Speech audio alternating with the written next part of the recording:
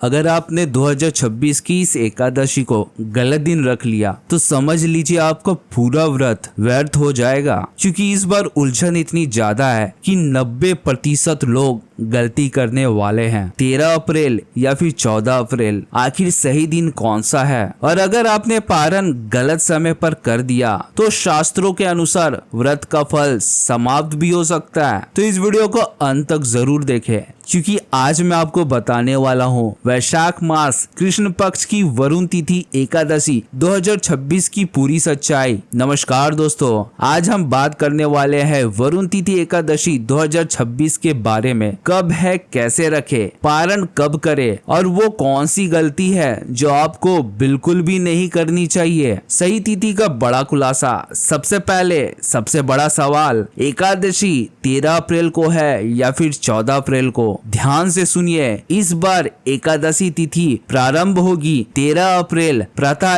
1:16 पर और समाप्त होगी 14 अप्रैल प्रातः 1:08 पर। इसलिए स्मार्ट लोगों के लिए व्रत 13 अप्रैल 2026 को रखा जाएगा, जबकि कुछ वैष्णव भक्त 14 अप्रैल को व्रत रखेंगे। लेकिन अगर आप उलझन में हैं तो सबसे सुरक्षित तारीख है 13 अप्रैल को व्रत रखें। अगर आपने बिना सही तिथि जाने व्रत रखा या केवल दूसरे को देखकर किया तो शास्त्रों में इसे अपूर्ण व्रत माना जाता है और ऐसा व्रत पूरा फल नहीं देता। शुभ मुहूर्त, बहुत जरूरी जानकारी। अभिजीत मुहूर्त सुबह 11:56 से दोपहर 12:47 तक। हरिवसर समाप्त 14 अप्रैल प्रातः 6:54 पर। पारण का समय 14 अप्रैल प्रातः 6:54 से 8:31 तक। याद रखें, हरिवसर में पारण करना बहुत बड़ा दोष माना जाता है। पूजा विधि, सुबह जल्दी उठकर स्नान करें, व्रत का संकल्प ले,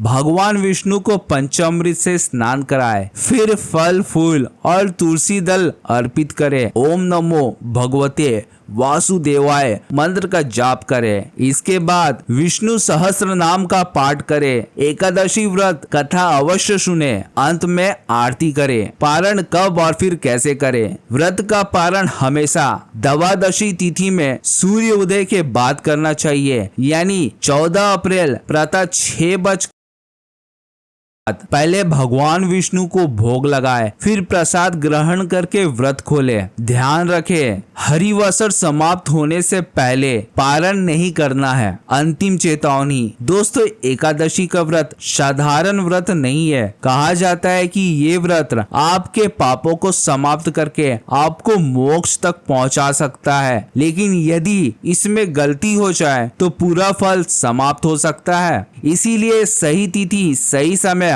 और सही विधि का पालन करना बहुत जरूरी है। अगर आप चाहते हैं कि भगवान विष्णु की कृपा आप पर हमेशा बनी रहे तो इस वीडियो को पसंद जरूर करें और ऐसे ही सही और सच्ची जानकारी के लिए चैनल को सब्सक्राइब जरूर करें। मिलते हैं अगले वीडियो में।